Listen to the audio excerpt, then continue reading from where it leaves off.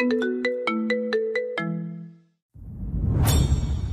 মেয়ে, জমশেদ মাস্টার বাড়ি কোনটা চিনো?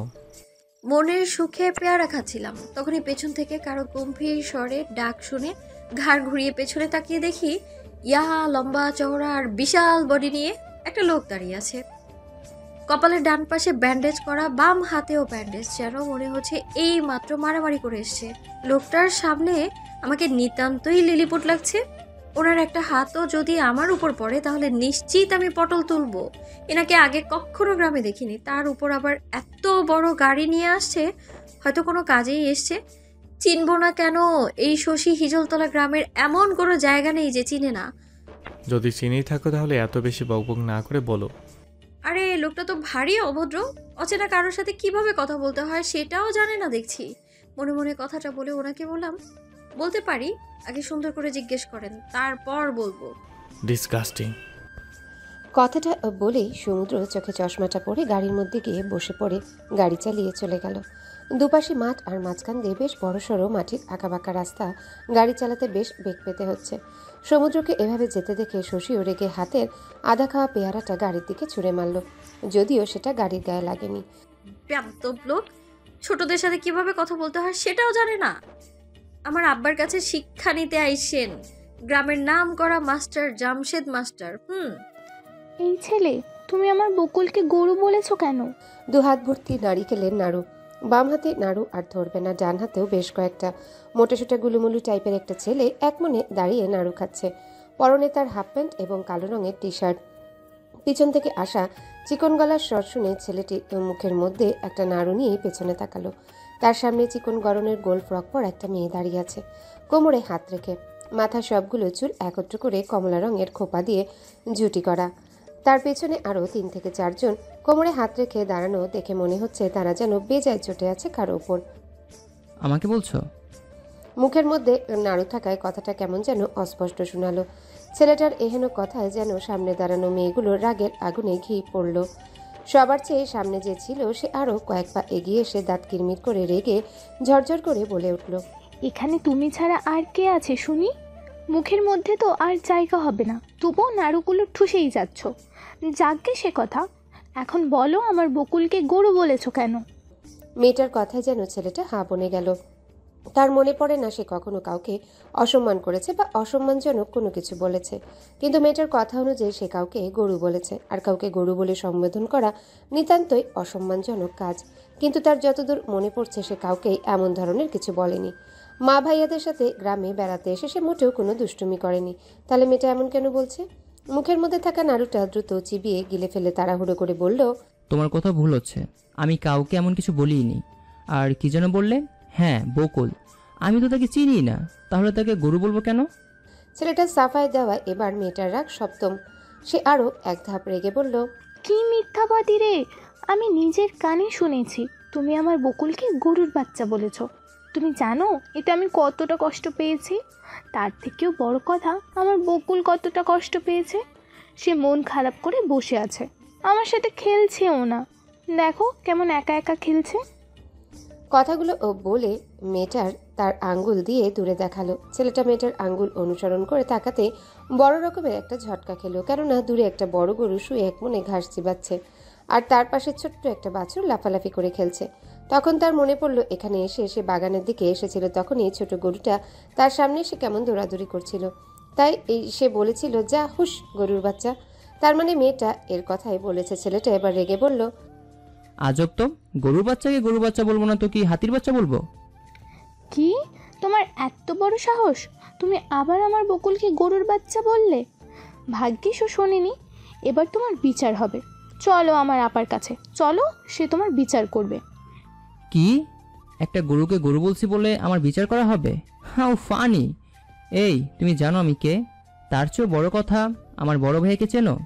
তার বড় বড় রাইফেল আছে, যেটা দিয়ে তোমার মতো পুচকিকে ফুস করে উড়িয়ে দেওয়া যাবে। কি, আবার আমাকে ভয় দেখাচ্ছ?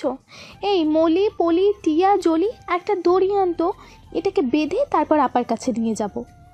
ঠিক আছে জোনাকি, আমরা এখনই আনছি। কথাটা বলে দুইটা মেয়ে দৌড়ে চলে গেল। তার কিছুক্ষণ পর ছাগল বাঁধার একটা বেশ বড়সড় দড়ি এনে জোনাকির কাছে দিল। এবার জোনাকি দড়িটা হাতে নিয়ে পাশের মেয়েটাকে বলল, এবার এটা ওর কোমরে প্যাঁচা, তারপর টানতে টানতে আপার কাছে নিয়ে যাব। কথাটা বলেই ওরা সবকটা মিলে সামনে থাকা জয়ের কোমরে দড়ি পেঁচাতে লাগলো। জয় ভয়ে লজ্জায় কিছু বলতে পারল না। হাতে থাকা নাড়ুগুলো প্যান্টের পকেটে কোনো মতে রাখলো। পেঁচানো শেষে টানতে গেলে জয় কাঁদো কাঁদো গলায় বলল, দেখো, তোমরা জানো না আমি কে। এবার কিন্তু রেগে যাচ্ছি আমি। এখন সত্যি আমি আমার বড় ভাইয়াকে বলে তোমাদের বকা শোনাবো কিন্তু। আরে যাও তো, তুমি আর তোমার বড় ভাই আমার আপাকে চেনেই না। এই হিজলতলির রানী, বুঝলে? তাকে সবাই ভয় পায়। তোমার বড় ভাইয়াকে তো ফু দিয়ে উড়িয়ে দেবে, তাই না রে জলিমলি টিয়া? একদম ঠিক কথা শশী আপা, আমাকে কোয়েন। বাগানের সবচেয়ে মোটা আর লম্বা গাছের ডালের সাথে বড় একটা কাঠের তক্তা দিয়ে দোলনা বানানো। সেখানে বসে শশী দোল খাচ্ছে। তার হাঁটু সমান চুলে বর্তমানে বেনি করা দোলার সাথে সাথে লম্বা বেনিটাও দুলছে। পাশেই ছোট গাছের ডালে তার সখীরা পা ঝুলিয়ে বসে আছে। দূরে জোনাকিকে আসতে দেখে ঋতু শশীর উদ্দেশ্যে বলল, এই শশী, তোর বোন আবার কাকে বেঁধে আনতেছে? এই পিচ্চি পোলা আবার কি করেছে? ঋতুর কথা শুনে সবাই ঘাড় ঘুরিয়ে তাকালো। শশী দোল খাওয়া বন্ধ করে দোলনায় বসে থাকলো। জোনাকি জয়কে নিয়ে সশরীর সামনে দাঁড়িয়ে বলল, ওহ, কি মোটা রে বাবা, এইটুকু আনতেই হাঁপিয়ে গেছি। যাকগে আপা, শোন, আমার একটা বিচার আছে। এই ছেলে আমার বকুলটা গরু বলছে, ওরে তুই অহন শাস্তি দিবি। শশী ভ্রুকুচকে জয়কে পা থেকে মাথা অবধি দেখে বলল, তুমি কেডা? তোমার তো আগে এই গ্রামে দেখি নাই। আমি এখানে বেড়াতে এসেছি, আর এই মেয়েটা আমাকে বেঁধে নিয়ে আসছে। এখন তুমি যদি আমাকে সাহায্য করো তাহলে তোমাকে কিছু বলবো না, নয় তোমার বড় ভাইয়ের কাছে তোমার নামও বিচার দিব। শশী দোলনা থেকে লাফ দিয়ে নেমে দাঁড়িয়ে জয়ের মাথায় টোকা দিয়ে বলল, কেন? তোমার বড় ভাই পুলিশ নাকি আর্মি যে তুমি বিচার দিলে সে আমাদের ধরে নিয়ে যাবে? শোনো, তুমি ভুল করছো, তাই তোমার শাস্তি হলো বকুলরে ওই যে পাশের গোয়াল ঘরে নিয়ে আটকায় রাখবা, নয়তো ও রোদে পুড়ে অসুস্থ হয়ে যাবে। শশীর কথা শুনে জয় নাক সিটকে বলল, ইয়াক, মোটেও না। আমি কখনোই নোংরা জায়গায় যাবই না। আমাকে ছাড়ো, আমি আমুর কাছে যাব। শোনো পোলা, বেশি কথা বলবা, নয়তো আমাগো পাশের পচা জুলা থেকে চুবাই আনবো তোমার একদম। ওদের কথা বলার মাঝে ওখানে 10 বছরের একটা ছেলে দৌড়ে এসে হাঁপাতে হাঁপাতে বলল, তোমরা এখানে? বড়মা তোমাদের সেই কখন থেকে ডাকছে। বড়মা অনেক রেগে আছে, জলদি বাসায় যাও, নয়তো কিন্তু বড়মা তোমাদের দুজনকে শুকনা বাঁশের কাবারে দিয়ে পিটাইব। ছেলেটার কথা শুনে শশী আর জোনাকি দৌড়ে বাড়ির দিকে চলে গেল। বাকিরাও নিজেদের বাড়ি চলে গেল। জয় কোমর থেকে দড়ি খুলে দৌড় দিতে গেলে ধপাস করে পাশে থাকা গোবরে পড়ে গেল। পড়ে গিয়ে কান্না করতে করতে উঠে বসতেই পাশ থেকে কেউ বলে উঠল। বাড়ির গেটে মাথা ঢুকিয়ে চারিপাশটা একবার দেখে নিয়ে দুই বোন চোরের মতো গুটি গুটি পায়ে যেই ভিতরে যাবে তখনই পেছন থেকে কেউ ডাক দিল। ভয়ে ভয়ে পিছনে তাকিয়ে দেখে ওদের মা লাঠি হাতে নিয়ে দাঁড়িয়ে আছে। বলি, বাড়ি আসার দরকারটা কি ছিল শুনি? পাড়ায় থেকে গেলেই তো পারতি। সারাটা দিন খাওয়ার নাই, টই টই করে ঘুরে বেড়ায়। সেই সকালে বেরিয়ে এখন তো তোর বাসায় আসার সময় হলো। এখনই তো মাগরিবের আজান দিবে। পড়াশোনা নাই নাকি? এখনই ভদ্রলোকের মতো দুজনেই হাত পা ধুয়ে পড়তে বসবি, আর জোরে জোরে পড়বি, যেন আমি রান্নাঘর থেকে শুনতে পাই। আর হ্যাঁ, পড়তে বসে যদি দুটোকে এক চুলও মারামারি করিস তাহলে এই লাঠি দুটোর পিঠে ভাঙবো, এই বলে দিলাম। মায়ের কথায় দুজনেই ভালো মেয়ের মতো কলপারে গিয়ে হাত পা ধুয়ে নিল। তারপর শশী আগে আগে নিজের রুমে গিয়ে বিছানার দিকে তাকাতেই দেখলো কেউ একজন চাদর মুড়ি দিয়ে শুয়ে আছে। শশী ভাবলো কোলবালিশ হয়তো, তাই অত পাত্তা না দিয়ে বই নিয়ে বিছানায় বসে ওটাতে হেলান দিতে ওটা নড়ে উঠল। ভয় পেয়ে সাথে সাথে চাদর সরাতেই অচেনা একটা ছেলেকে দেখে চেঁচিয়ে উঠল। ঢাকা থেকে এতটা পথ জার্নি করে এসে অনেক ক্লান্ত লাগছিল, তাই রেস্ট করার জন্য সমুদ্রকে একটা রুম দেওয়া হলো। সমুদ্র রুমের দরজা খুলে ভেতরে যেতেই কপাল কুঁচকে সামনে তাকালো। পুরোটা রুম জুড়ে মরিচবাতি, মাথার উপরে রঙিন কাগজ দিয়ে তারা এবং চাঁদ বানিয়ে ঝুলিয়ে রাখা। দেয়ালের সাথেও রঙিন কাগজ দিয়ে নানা ধরনের ফুল বানিয়ে আঠা দিয়ে লাগানো। সমুদ্র এসব তোয়াক্কা না করে সোজা বিছানায় শটান হয়ে শুয়ে পড়ল। কখন যে দিন পেরিয়ে রাত নেমে এসেছে তার খেয়াল নেই। হঠাৎ মেইলি একটা চিৎকারে ঘুম ভেঙে গেল, কিন্তু উঠে বসার আগে সে রুম ত্যাগ করেছে। সমুদ্র সেদিকে পাত্তা না দিয়ে বিছানা থেকে নেমে দাঁড়ালো। মাথাটা প্রচুর ব্যথা করছে। কড়া করে এক কাপ চা খেলে ভালো লাগতো। দোতলা বাড়ির সামনের উঠানে বসার জন্য জামশেদ মাস্টার বেশ বড়সড় করেই একটা চড়াট পেতে রেখেছে। গরমের সময় কারেন্ট চলে গেলে যেন এখানে বসতে পারে সবাই। সেই চড়াটে বসে পা ঝুলিয়ে দিয়ে দুই বোন মুখ ফুলিয়ে বসে আছে, আর তাদের সামনে কাঠের চেয়ার নিয়ে বসে আছে জামশেদ মাস্টার। খানিকক্ষণ পর তিনি বলে উঠলেন, আম্মা, আপনাদের কি হয়েছে আমায় বলবেন কি? এভাবে রাগ করে আছেন কেন? শুনলাম এখনো নাকি খান নাই, কিন্তু কেন? রাত কত হয়েছে আপনাদের না বলেছি রাত 8টার মধ্যে খেয়ে নেবেন, তাহলে খান নাই কেন? বাবার কথা শুনে শশী মুখ ঘুরিয়ে অন্যদিকে তাকিয়ে বলল, মন ভালো নাই আব্বা, অনেক রাগ করে আছি। রাগের জন্য পেট ফুলে আছে, তাই খিদা লাগে নাই। হঠাৎ এত রাগের কারণটা কি আম্মা? আপনাদের মা কি আপনাদের রাগ করেছে, বকেছে আপনাদের, এই জন্য রেগে আছেন? বড় বউ এদিকে আসো, আজকে তোমার নামে বিচার বসাবো। তোমার কত বড় সাহস, তুমি আমাদের উপর রাগ করো? হ্যাঁ, আমার তো কোনো কাজ কাম নাই যে ওদের উপর রাগ করতে যাব। আপনার মেয়েরা তো ননির পুতুল, একটু কিছু হলেই ওদের রাগ হয়, অথচ যখন সারা গ্রামের মানুষকে জ্বালায় তখন কিছু হয় না। কথাটা বলেই জামশেদ মাস্টার গলা ছেড়ে ডাকলো। মায়ের কথা শুনে রাগটা যেন আরো বেশি পাকাপোক্ত হলো। জামশেদ মাস্টার বইয়ের কথায় কান্না দিয়ে আদর মাখা কণ্ঠে আবারও মেয়েদের জিজ্ঞাসা করলো, তাহলে কি জন্য আমার কঠিন রাগ করে আছেন আম্মা, আমাকে বলা যায় না? এটা কেমন বিচার আব্বা? এভাবে আমাকে না বলে আমার রুমে অন্য একজনকে কেমনে থাকার অনুমতি দিলেন আপনি? আমি এটা মোটেও আশা করি নাই আপনার কাছ থেকে। শশীর কথা শেষ হতেই জোনাকিও সাথে তাল মিলিয়ে বলল, আর ওই মোটা ছেলেটা, ও তো আরো বেশি বদমাস, আমার বকুলকে গরুর বাচ্চা বলেছে। এবার যেন সবটা পরিষ্কার হলো কি জন্যে তার দুই মেয়ে এমন রাগ করে আছে। তিনি এতক্ষণে সেটা ধরতে পারলেন। ওনার বাবা মারা গেছে বেশ কিছু বছর হলো। ওনার বাবার একমাত্র বন্ধু ছিলেন ইসাক। তারই ছেলের বউ এবং 3 নাতি ঢাকা থেকে ওনাদের বাড়ি বেড়াতে এসেছে। ইসাক কাকা মারা যাওয়ার পরে ওনাদের সাথে যোগাযোগ প্রায় নেই বললেই চলে। তবে ইসাক কাকার ছেলে মারা যাওয়ার পর থেকে যোগাযোগ হয়েছে। ইসাক কাকার ছেলে ছিল আর্মিদের মেজর। শুনেছি কোনো একটা মিশনে গিয়ে গুলি লেগে উনি মারা গিয়েছে। তবে সঠিক খবর কেউ বলতে পারে না। দুই মেয়ের হাত নিজের হাতের মধ্যে নিয়ে বোঝানোর সুরে বললেন, আমি কি যেন শিখেছিলাম ছোটবেলায়, আমার আম্মাদের, সেটা একটু কন্ত দেখি, আমি একটু শুনি। বাবার কথা শুনে দুই বোনই এবার মুখ ঘুরিয়ে বাবার মুখের দিকে তাকিয়ে একসঙ্গে বলে উঠল, অতিথি হলো সম্মানিত ব্যক্তি, তাদের যেন কোনো সমস্যা না হয় সেই দিকে খেয়াল রাখা উচিত, আর সব সময় বড়দের সম্মান করা উচিত। কথাটা শেষ হতে তিনি হেসে মেয়েদের দিকে তাকিয়ে বললেন, তাহলে এবার কি রাগ কমেছে? হ্যাঁ, একটু একটু খিদা লাগছে? বাবার কথার শেষ হতে দুই বোনই হেসে মাথা নাড়িয়ে সম্মতি জানালো। দূরে দাঁড়িয়ে পুরো ঘটনাটা শাহানারা দেখলো। মুচকি এসে রান্নাঘরে কাজ করতে থাকা শশীর মা পারভিনকে বলল, আপা, আপনার মেয়ে দুটো তো মাশাল্লাহ কত লক্ষ্মী, মুখটা একদম চাঁদের মতো। সারাদিন তো ওদের দেখলাম না, আমরা আসছি সেই বিকালে, কিন্তু দেখলাম এখন। দুটোতে বাড়ি থাকলে তো দেখবেন আপা, স্কুল থেকে এসেই না খেয়ে বের হয়েছে, আসলেই সেই সন্ধ্যার সময়। আপা রাত অনেক হয়েছে, আপনি বরং সমুদ্র বাবারে একটু ডেকে দেন, খেয়ে নিক, ছেলেটা অসুস্থ, তার উপর আবার এতটা পথ পাড়ি দিয়ে আসছে, এসেও তো কিছু খায়নি। বড় ছেলের কথা শুনতে একটা দীর্ঘশ্বাস ফেললেন শাহানারা। তার বড় ছেলেটা দিন দিন কেমন বেপরোয়া হয়ে উঠছে, লাগামহীন হয়ে যাচ্ছে। কত বড় একটা বিপদের মুখ থেকে আল্লাহ বাঁচিয়ে দিয়েছে। কবে যে একটু শান্তিতে শ্বাস ফেলতে পারবো, ওকে নিয়ে যত চিন্তা আমার। এটা কেমন কথা হলো আঙ্কেল? আমি বলেছি তো আমি সুস্থ, তারপরেও আপনি এই কথা কিভাবে বলতে পারলেন? সমুদ্র, তুমি আমার কথা কেন শুনতে চাইছো না? তুমি ভুলে গেছো তোমার দুটো গুলি লেগেছে, তারপরেও তুমি কিভাবে বলো তুমি সুস্থ? সময় নাও, পরিবারের সাথে সময় কাটাও। তোমাকে তোমার পরিবারের প্রয়োজন।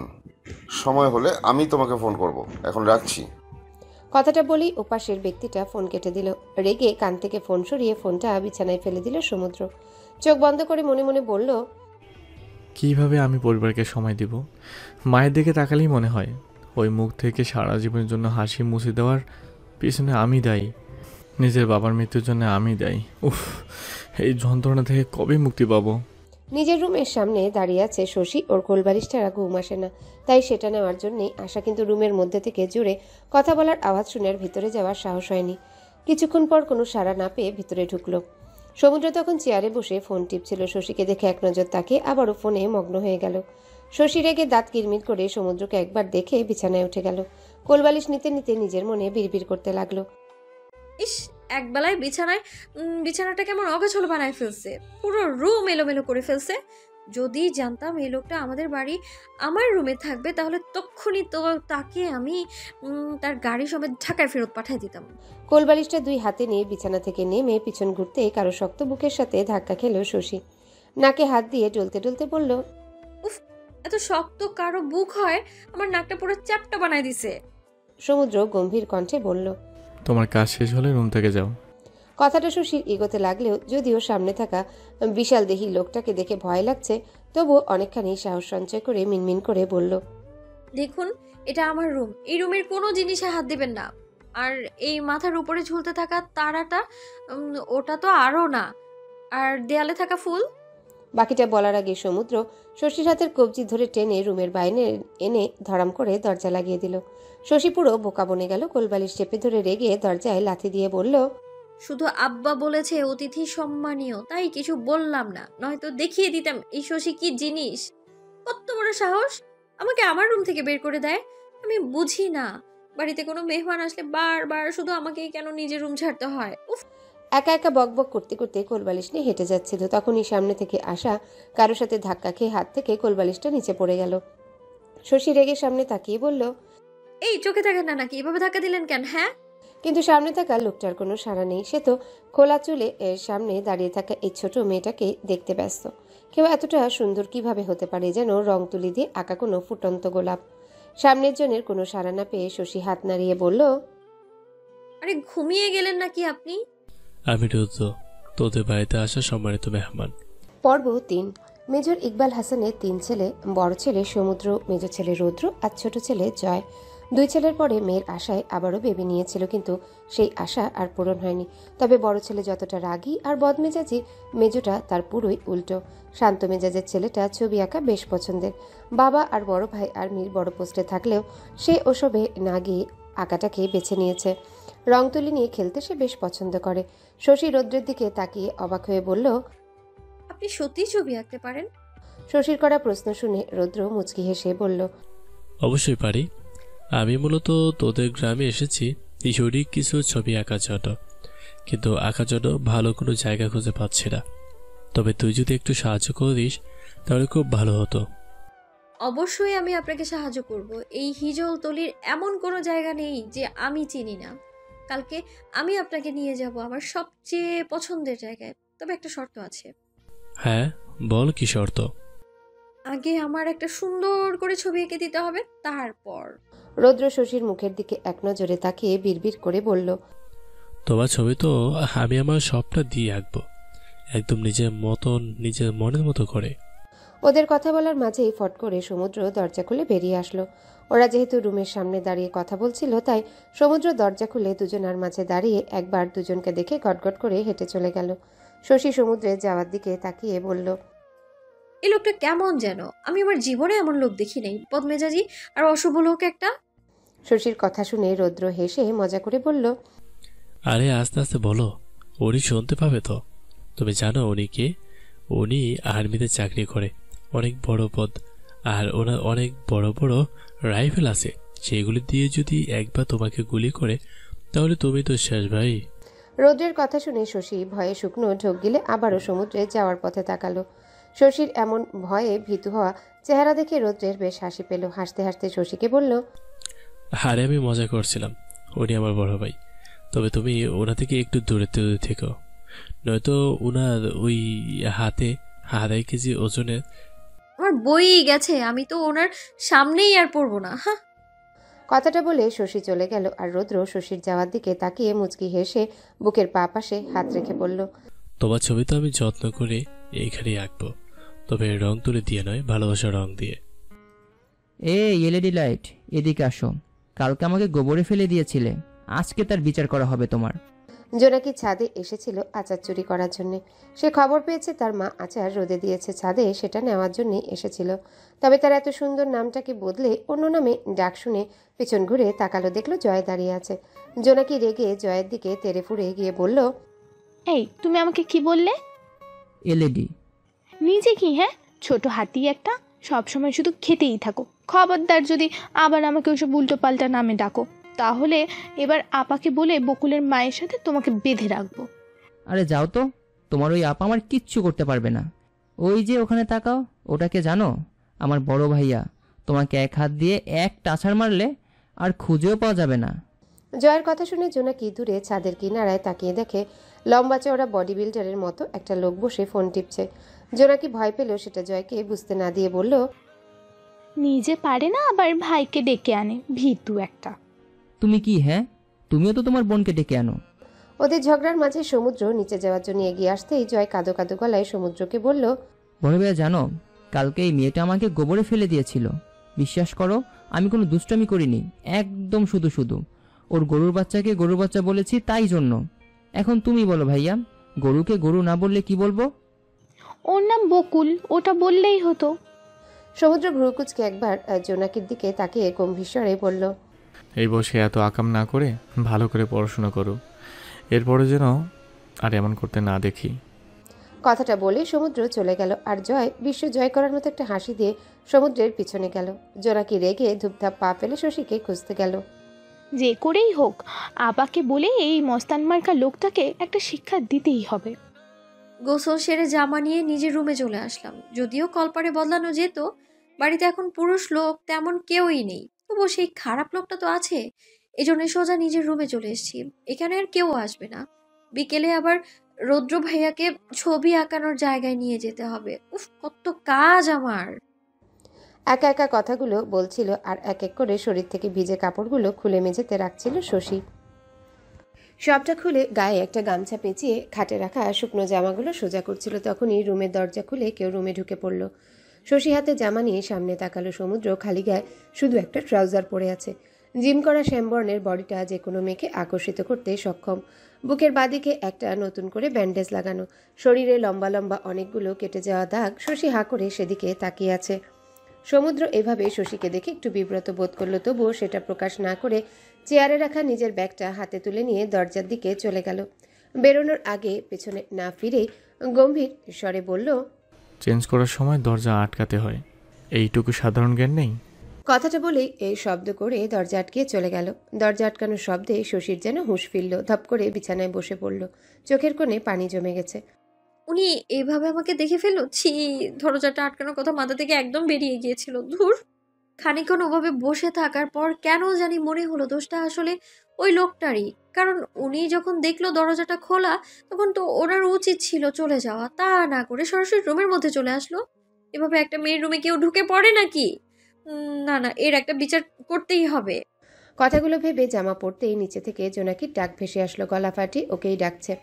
শশী দ্রুত ভিজে কাপড়গুলো হাতে নিয়ে দরজা খুলে বেরিয়ে গেল।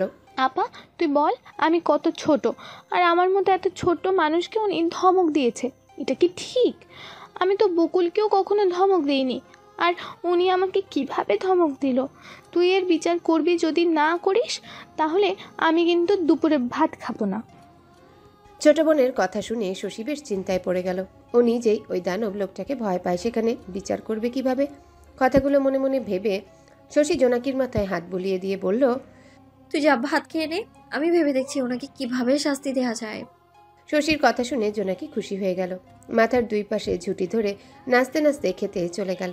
আর শশী চড়াটের উপর শুয়ে শুয়ে ভাবছে কিভাবে সমুদ্রকে নাকানি চুবানি খাওয়ানো যায়। ভেজা চুলগুলো মাটি ছুঁই ছুঁই। তখনই রৌদ্র সেখানে এসে মিষ্টি হেসে বলল, এখান থেকে যতগুলো চাষের জমি দেখছেন, এই সবগুলো আমাদের। আব্বার মুখ থেকে শুনেছি দাদু নাকি নিজে কৃষকদের সাথে মাঠে নেমে কাজ করতেন। আমাদের বাড়িটাও দাদু করেছে। উনি ওনার 3 ছেলেকে একসঙ্গে দেখতে চেয়েছিলেন, তাই এই বাড়িটা এত বড় করেছেন। আমার 3 কাকু, ছোট কাকুর 4 ছেলে, মেজো কাকুর 2 মেয়ে 1 ছেলে, আর আমার আব্বা সবার বড়, তাই আমি বাড়ির বড় মেয়ে। আমরা সবাই একসঙ্গে থাকি, কত মজা করি। আর ওই যে দূরে পুকুরটা দেখতে পাচ্ছেন, আমার যখন মন খারাপ হয় তখন ওই পুকুরের ঘাটে গিয়ে বসে বসে গাছের সাথে বাতাসের সাথে কথা বলি আমি।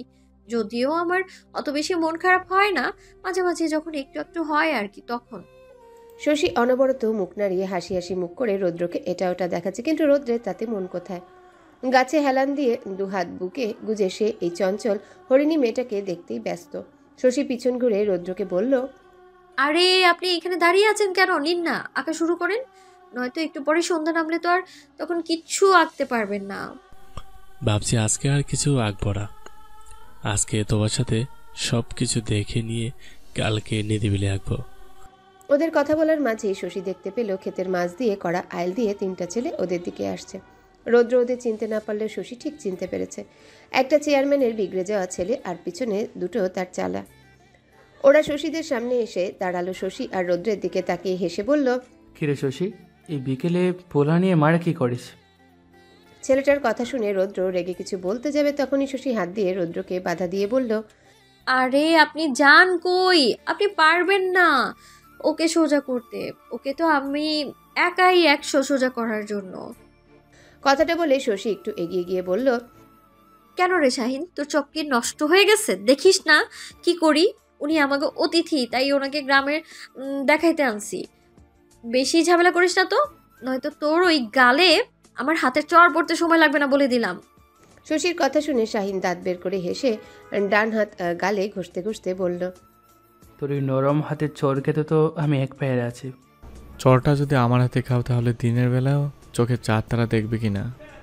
পেছন থেকে আসা কারো গম্ভীর গলার স্বর শুনে ওরা সবাই পেছনে তাকালো। দেখলো সমুদ্র আর জয় দাঁড়িয়ে আছে।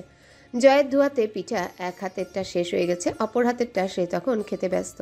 শাহিন সমুদ্রকে দেখে আর কিছু না বলে চলে গেল। সমুদ্র একটু এগিয়ে এসে রৌদ্রকে বলল, গ্রাম দেখতে আসার আগে জয়কে নিয়ে আসা যায় না? ও একা একা কোথায় ঘুরবে বসে বসে, আমার মাথা খাচ্ছে। আর যে কারোর সাথে এমনভাবে চলে আসবি না, পরে বিপদে তুই পড়বি, অন্য কেউ না।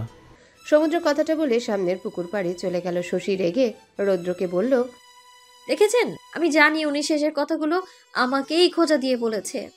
শশীর কথা শুনে রৌদ্র হেসে বলল, তাহলে ভাইয়ের সামনে বললে না কেন? তাহলে ভাইয়ের সামনে বললে না কেন? এখন ভাইয়া চলে যাওয়ার পর বলছো কেন? আমি কি পাগল নাকি? এমনিতেই ওনাকে দেখলে আমার ভয়ে হাঁটু কাঁপে। শুধু শুধু ওনার সাথে লাগতে গিয়ে সেধে চড় খাওয়ার কি দরকার রে বাবা? কথাগুলো বিড়বিড় করে বলে শশী রৌদ্রকে বলল, ভাইয়া এখন চলেন বাড়িতে যাই, বেলা প্রায় পড়ে এলো তো। এই সময় মাঠে ঘাটে থাকা ভালো না। রৌদ্র জয়ের হাত ধরে আইল দিয়ে হাঁটছে। শশী পিছন ফিরে সমুদ্রের দিকে তাকিয়ে রৌদ্রকে বলল, উনি আসবে না? কে ভাইয়া? আসবে হয়তো পরে। পরে কেন? ওনাকে এক্ষুনি আসতে বলেন। জানেন তো, আমি কাকির মুখ থেকে শুনেছি এখন অনেক অনেক বছর আগে আমাদের এই মাঠে ইংরেজরা নীল চাষ করতো। ওনারা নাকি কৃষকদের উপর অনেক অত্যাচার করতো। তো একদিন সব কৃষকরা মিলে ওই ইংরেজদের লিডারকে ধরে মেরে ফেলে। এই মাঠেই নাকি কোথায় পুঁতে রেখেছিল। এখনো রাত হলে নাকি ওনার আত্মা প্রতিশোধের জন্য ঘুরে বেড়ায়। শশীর কথা শুনে রৌদ্র মুচকি হেসে বলল, তাহলে তো ভালোই, দুই ইংরেজ একসাথে হয়ে দেশ হালচাল নিয়ে কথা বলবে। সেখানে আমাদের কি কাজ বলো? তার চেয়ে বরং চলো আমরা বাড়ি যাই। শশী মাথা চুলকে আবারও পিছনে সমুদ্রের দিকে তাকালো।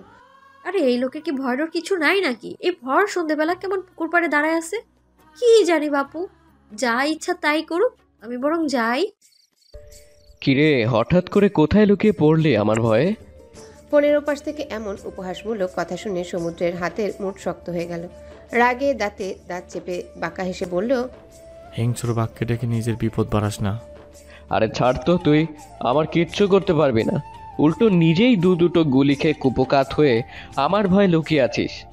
সমুদ্রের রাগ হলেও কিছু বলল না, কারণ ও জানে মূর্খের সাথে তর্ক করলে সময় নষ্ট ছাড়া অন্য কিছুই হবে না। তাই চুপ করে থেকে বলল, তোকে সময় দিচ্ছি, যত খুশি উড়ি নে, আমি ফিরে আসলে দম ফেরানোর সময় পাবি না। আরে ছাড় তো, তুই আমার টিকিটাও ছুঁতে পারবি না। তোর সামনে আমার ড্রাগসের ব্যবসার রমরমা চলছে, কিছু করতে পেরেছিস? ও শোন, আজকে রাতে বাইরে থেকে এক ট্রাক নতুন মাল আসবে, তোকে জানিয়ে রাখলাম, পারলে ঠেকা। আমি ভাবছি বাইরের দেশ থেকে টাকা খরচ করে এইসব আর না এনে বরং দেশেই শুরু করি, কি বলিস? আমাদের দেশে তো আবার ইয়াং ছেলেদের অভাব নাই, তাদেরকেই কাজে লাগাবো। কিরে, চুপ হয়ে গেলি কেন? কিছু বল। ভাবছি তোকে আর কিছুই বলবো না, কারণ পিপিলিকার পাখা গোছায় মরিবার তোরে। সমুদ্রের কথা শুনে ওপাশের লোকটা যেন ভারী মজা পেল। হাসতে হাসতে বলল, তুই আর আমাকে বলবি যে নিজের বাপকেই রক্ষা করতে পারলো না, তার আবার এত কথা? সমুদ্র চোখ বন্ধ করে মুঠো করা হাতে পাশের গাছে জোরে একটা পাঞ্চ মারল। ওপাশের লোকটা যেন সমুদ্রের অবস্থা বেশ ভালো বুঝতে পেরেছে, তাই আবারও বলা শুরু করলো, জানিস তো, ভাবছি এবার সামনের নির্বাচনে আমি দাঁড়াবো। আমার বাপ আর কতদিন এসব করবে বল? ছেলে হিসেবে তো আমার একটা কর্তব্য আছে। ওই যে বললাম, বাঘ সবসময় বাঘই থাকে। যতই সে আহত হোক না কেন, বিড়াল ক্ষমতা পেলে 2 দিনের জন্য বাঘ মনে করলেও বিড়াল বিড়ালেই থাকে। তুই শালা বড়ই জেদি। তোকে তো সুযোগ দিছিলামই। আমার বোন তোকে পছন্দ করে, ওকে বিয়ে করলে এত কিছুই হতো না। তোর বাপও বেঁচে থাকতো। চল, তোকে আরো একবার সুযোগ দিলাম। আমার বোনকে বিয়ে করে আমার সাথে হাত মেলা। কি বলতো, এক রাজ্যে 2 রাজা থাকে না? এক রাজ্যে এক রাজাই থাকে, তবে সেটা কে সেটা তো সময় হলেই দেখা যাবে। বাহ, এই না হলো কথার মতো কথা। কি বলতো, সামনের জন্য শক্তিশালী না হলে যুদ্ধ করে মজা পাওয়া যায় না। তুই আর আমি একদম এক টার্গেট। আলাদা হলেও আমাদের পছন্দ একদম এক। আর আমরা কেউই নিজের পছন্দের জিনিস অন্যকে দিতে নারাজ। আমার কি মনে হয় বলতো, এই জন্য দেখিস ভবিষ্যতে তোর সাথে বিশাল যুদ্ধ লাগবে আমার। আর সেই যুদ্ধে আমি না জিতলেও তোর মৃত্যু নিশ্চিত। সেটা তো সময় হলেই দেখা যাবে। সমুদ্র ফোন কেটে সামনে তাকালো। লাল হওয়া সূর্যটা তখন মেঘের আড়ালে লুকাতে ব্যস্ত। চোখ বন্ধ করে লম্বা একটা শ্বাস নিয়ে ওখান থেকে চলে গেল। সমুদ্রকে রাতের খাওয়ার জন্য ডাকা হয়েছে, কিন্তু আসেনি। তখন বাড়ি ফিরে রুম থেকে আর বের হয়নি। জয়কে বলেছিল ডাকতে, তবে সে এখন রৌদ্রের সাথে ছবি দেখতে ব্যস্ত। আজ জন্য কি ঘুমিয়ে গেছে, এজন্যে শশীকেই পাঠালো। শশী সিঁড়ি দিয়ে বিরক্তিভাবে উপরে উঠছে, যেন তার সমুদ্রকে ডাকার কোনো ইচ্ছেই নেই। বাবার কাছে ন্যাকা কান্না করে নিজের রুমে আবার ফিরে পেয়েছে, তবে তার পাশের রুমটাই সমুদ্রের। আপন মনে নক না করে রুমে ঢুকতেই শশী সামনে তাকে আতঙ্কে চিৎকার করে বলে উঠল, এটা কি করছেন আপনি? তখন পুকুরঘাট থেকে আসার পরে রাগে রাগে হাতের ব্যান্ডেজ আর বুকে থাকা ব্যান্ডেজ খুলে মেঝেতে ফেলে দিয়েছে সমুদ্র। প্রায় শুকিয়ে আসা ঘাতে টান পড়ায় সেটা আবার কাঁচা হয়ে ক্ষতস্থান থেকে অনবরত রক্ত ঝরতে লাগলো। সেই সময় রেগে গাছে পাঞ্চ করায় সেখানেও লাল হয়ে ছিলে গেছে, কিন্তু সমুদ্রের সেদিকে খেয়াল কোথায়। সে তো এখন নিজের রাগ মেটাতে জেদ করে ব্যথা সহ্য করছে। শশী আচমকা রুমে এসে এসব দেখে ভয় পেয়ে চিৎকার করে সমুদ্রের দিকে এগিয়ে এসে কাপা গলায় বলল, এত রক্ত, এসব কি করে হলো? এই ব্যান্ডেজ খুললো কি করে? আর এত রক্ত ঝরছে, আপনি তবুও কাউকে ডাকেননি কেন? রুম থেকে বেরিয়ে যাও। বেরিয়ে যাব মানে কি? কত রক্ত বের হয়েছে। আমি এক্ষুনি আপনার মাকে ডাকছি। কথাটা বলে শশী বেরিয়ে যেতে গেলে সমুদ্র রেগে পিছন থেকে শশীর চুলের বেনি ধরে টেনে একটু পিছিয়ে এনে রক্তমাখা হাত দিয়ে গলা চেপে ধরে বলল, কথা বললে শোনা যায় না? আমি বলেছি তো, কারো করুণা আমি চাই না। আর একটা কথাও বলবে না, চুপচাপ রুম থেকে বেরিয়ে যা। শশী সমুদ্রের হাত নিজের গলা থেকে সরানোর চেষ্টা করতেই সমুদ্র ওর গলা ছেড়ে দিল। শশী কাশতে কাশতে একবার সমুদ্রের দিকে তাকিয়ে ভয়ে দৌড়ে রুম থেকে বেরিয়ে গেল। শশী বের হতেই সমুদ্র মেঝে থেকে ব্যান্ডেজগুলো কুড়িয়ে নিয়ে হাতের রক্ত মুছতে লাগলো। তখনই রুমে হুড়মুড় করে শাহানারা এসে দৌড়ে সমুদ্রের কাছে গিয়ে কান্না করে বলল, এসব কিভাবে হলো? ব্যান্ডেজ খুললো কিভাবে? আমাকে একবার ডাকবি না? কত রক্ত বের হয়েছে, তুই কেন এমন করিস বলতো? আর কত জ্বালাবি আমায়? কথাটা বলে শাহানারা নিজের কাপড়ের আঁচল দিয়ে রক্ত মুছে দিতে লাগলো। ততক্ষণে রৌদ্র নতুন ব্যান্ডেজ আর ক্ষতস্থানে লাগানোর জন্য মলম নিয়ে আসছে। সমুদ্র রেগে সবার পিছনে দাঁড়িয়ে থাকা শশীর দিকে তাকালো। এই মেয়েটাই সবাইকে বলেছে সমুদ্রর মাকে শান্ত করার জন্য। বলল, তেমন কিছু হয়নি মা, তুমি এত কান্নাকাটি করো না তো, অসুস্থ হয়ে পড়বে। আর রুদ্র মাকে নিয়ে যা, এবং বাকি সবাই এখান থেকে যান, আমি ঠিক আছি। সমুদ্রের কথা শুনে সবাই রুম থেকে বেরিয়ে গেল। জামশেদ মাস্টার কেবলই খেতে বসেছিল। মেয়ের মুখে কথাটা শুনতেই এটো হাত নিয়ে দৌড়ে এসেছে, সাথে ওনার 2 ভাইও এসেছে। তবে সমুদ্রের এমন কথা ওনার মোটেও ভালো লাগেনি। ছেলেটা কেমন যেন লাগাম ছাড়া, নেহাত অতিথি। তাই হয়তো নিজের ছেলে এমন হলে কচা কুঞ্চি দিয়ে পিটিয়ে সোজা করে দিতাম। শাসন একবারই করব, ছোটবেলা থেকে ঠিকমতো শাসন করলে এখন এই অবস্থা হতো না। সবাই চলে গেলেও রৌদ্র আর শাহানারা যায়নি। শশী ভয়ে এক কোনায় দাঁড়িয়ে আছে। তখন কেমন গলা চেপে ধরেছিল, আর একটু হলেই তো শ্বাস আটকে মরেই যেত। কথাটা মনে হতেই শশী নিজের গলায় হাত দিল। সেখানে অল্প স্বল্প রক্ত লেগে আছে। সমুদ্র দরজার দিকে তাকিয়ে শশীকে দেখতে পেয়ে ধমকে বলে উঠল, এই মেয়ে, তুমি এখানে দাঁড়িয়ে আছো কেন? যাও। ছেলের এমন কাণ্ডে শাহানারা বেজায় চটে গেলেন। সমুদ্রকে ধমক দিয়ে বলল, ওকে ধমকাচ্ছিস কেন? ও গিয়ে না বললে তো জানতেই পারতাম না। আর তোকে তো চিনি, তুইও বলতি না। রৌদ্র শশীর দিকে এগিয়ে এসে নরম গলায় বলল, ভাইয়ের কথায় কিছু মনে করো না, ভাই একটু রাগি। কি বলতো, বড় ভাইয়া হলো খানিকটা নারকেলের মতন। ভাইটা শক্ত কিন্তু ভিতরটা নরম। যা অনেক রাত হয়েছে, তুমি নিজের রুমে গিয়ে ঘুমিয়ে পড়ো। শশী আরেকবার সমুদ্রের দিকে তাকিয়ে চলে গেল। আজকেও যতটা ভয় পেয়েছে এমন ভয় এই জীবনে পায়নি। এভাবে কেউ কারো গলা চেপে ধরে নাকি? এজন্যে বলে সেদে কারো উপকার করতে হয় না। কথাই তো আছে, উপকারীকে বাঘে খায়। আজকে বৃহস্পতিবার বিধায় হাফবেলায় ছুটি হয়ে গিয়েছে। দুই বোন স্কুল থেকে ফিরে হাত মুখ ধুয়ে খেয়ে নিয়েছে। সামনেই শশীর এসএসসি পরীক্ষা। বাবা বলেছে পরীক্ষায় ভালো রেজাল্ট করলে ফোন কিনে দিবে। এই জন্যে সামনের কয়েকটা মাস ঘোরাঘুরি একটু কমিয়ে দিয়ে পড়াশোনায় মন দিয়েছে। সিঁড়ি বেড়ে উঠানে নেমে চড়াটের উপর বসতেই রান্নাঘর থেকে পারভিন মেয়েকে ডেকে উঠল। শশী দৌড়ে রান্নাঘরের দরজায় গিয়ে দাঁড়াতেই পারভিন মেয়েকে বলল, এই গরম পানিটা কলপারে রেখে একটু সমুদ্রকে ডেকে আনতো মা। দুপুর গড়িয়ে গেল, এখনো গোসল করেনি, ওর জন্য গরম পানি করেছি। শশীর কালকে রাতের ঘটনা মাথায় আসতেই বলল, আমি পারবো না, অন্য কাউকে বলো। কাকে বলবো আর? বাড়িতে কেউ আছে নাকি? তো ছোট কাকি জুনাইদকে ঘুম পাড়াচ্ছে আর মেজো গরুর গোয়াল পরিষ্কার করছে। জোনাকি তো বইগুলো রাখতে যত দেরি না খেয়েই দৌড়ে পাড়ায় চলে গেছে। এই গরমের মধ্যে তুই আর আমায় জ্বালাস না তো, জলদি ডেকে আন, পানি ঠান্ডা হয়ে যাবে। গরমের সময় আবার গরম পানি করেছো কেন? ওনার শীত লাগছে নাকি? শোনো মেয়ের কথা, ছেলেটা অসুস্থ, তার উপর কালকে রাতে যা হলো। তোর আব্বা তো অনেক রেগে গিয়েছিল। ক্ষত স্থান গরম পানি দিয়ে পরিষ্কার করে ওষুধ লাগাতে হবে। এখন বেশি কথা না বলে যা তো। শশী বিরক্তি নিয়ে রান্নাঘর থেকে বেরিয়ে এসে উঠান পর্যন্ত আসলো। তারপর কি মনে করে আবারও রান্নাঘরে গিয়ে ওর মাকে বলল, আচ্ছা মা, ওনারা আমাদের বাড়ি থেকে যাবে কবে? মেয়ের এমন ধারা কথা শুনে পারভিন রেগে গেল। এসব কি ধরনের কথা শশী? ওনারা মেহমান, যতদিন ইচ্ছে থাকবে। তোর এত চিন্তা কিসের? বেশি কথা না বলে সমুদ্রকে ডেকে নিয়ে আয়। বিছানায় শটান হয়ে শুয়ে সমুদ্র উত্তরের খোলা জানলা দিয়ে বাইরের দিকে তাকিয়েছিল। তখনই দরজা খোলার শব্দ হলো। বিরক্ত নিয়ে সেদিকে তাকাতেই দেখলো শশী দাঁড়িয়ে আছে। সমুদ্র কপাল কুঁচকে উঠে বসে কিছু বলার আগেই শশী বলল, মা আপনার জন্য গরম পানি করে কলপারে রেখে দিয়েছে, আমাকে পাঠালো আপনাকে ডাকার জন্য, জলদি আসেন। কথাটা বলে শশী চলে যাওয়া ধরতেই সমুদ্র পিছন থেকে ডেকে উঠল, এই মেয়ে শোনো, নাম কি তোমার? সমুদ্রের এহেন প্রশ্নে শশী পুরাই অবাক হয়ে গেল। পুরো গ্রামের মানুষ তার নাম জানে, অথচ এবারে আমাদের বাড়িতে থেকেই আমার নাম জানে না। মাথার তার ছেঁড়া হলে যা হয় আর কি। মনে মনে কথাগুলো বলে শশী মুখে বলল, শশী। নামটা একদম বাজে। শশী কারো নাম হয় নাকি? আচ্ছা, কিসে পড়ো তুমি? লোকটা বলে কি আমি নাকি চাঁদের মতো দেখতে, তাই আব্বাই ভালোবেসে নাম রাখছে শশী, আর এই লোকটা বলে কিনা বাজে।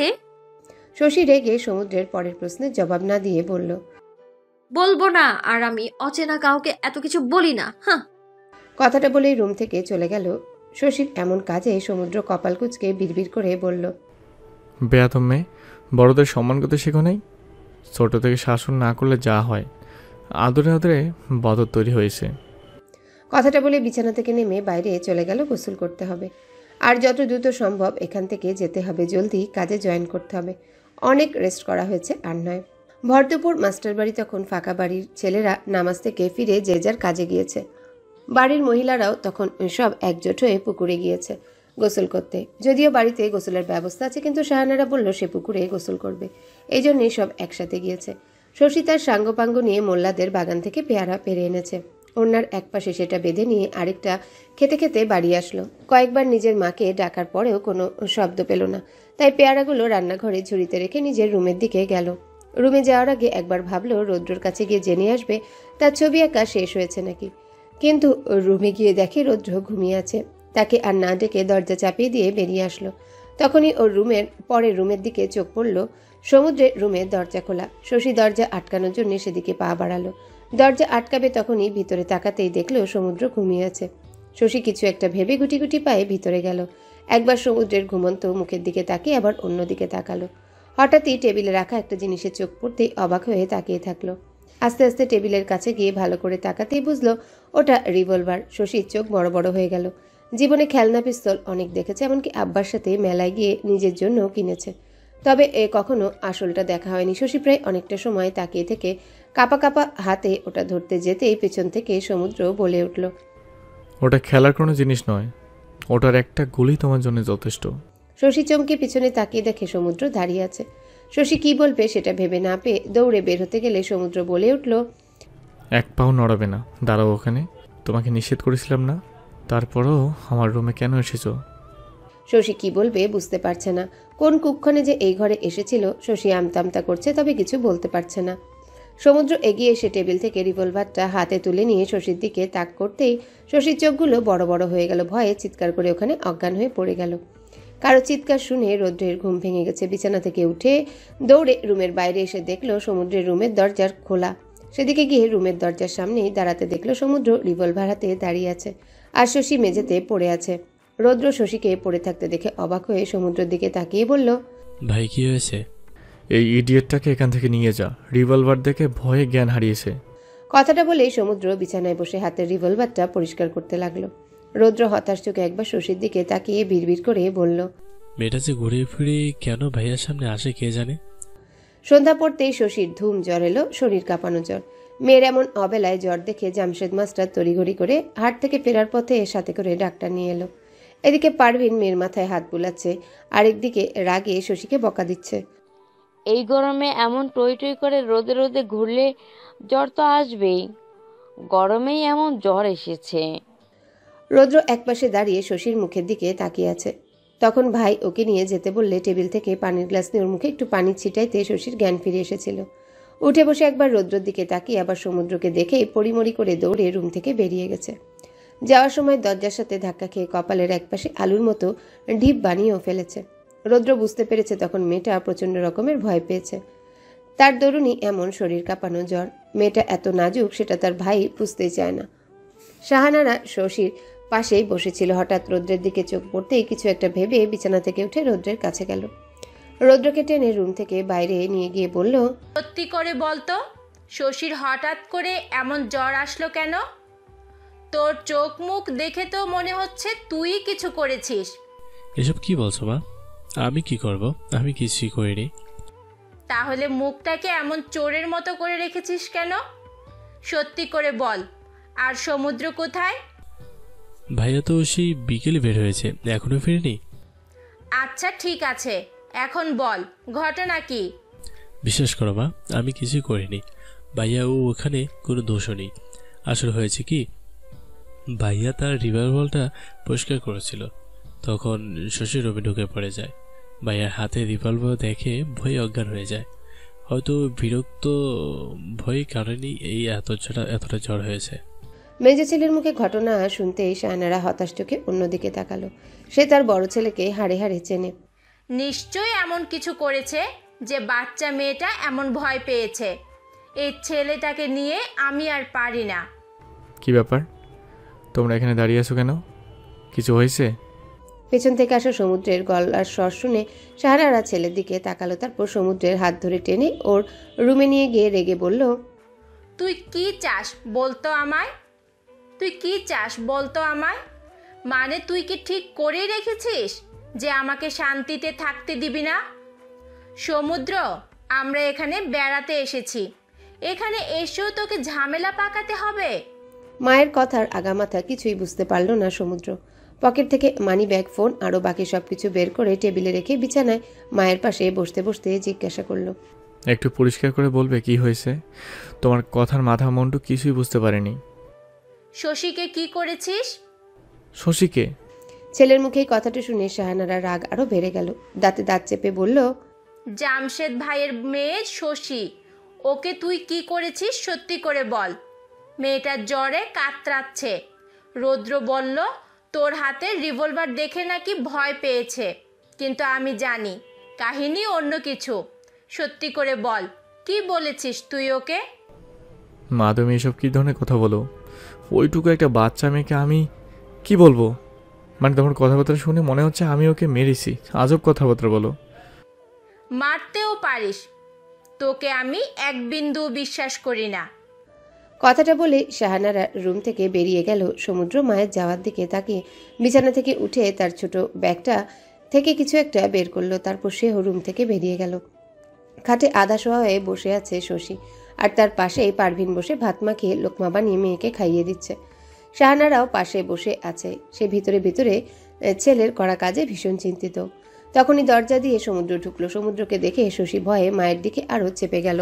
সমুদ্র একটা মলম আর বাড়ির পাতা বিছানায় ফেলে বলল, আন্টি খাওয়ানোর পরে এখান থেকে একটা ট্যাবলেট ওকে খাইয়ে দিন, আর এই মলমটা কপালে লাগিয়ে দিন। এটা অনেক কার্যকরী, আমাদের দেওয়া হয়। মলমটা ঘা শুকাতে অনেক সাহায্য করবে।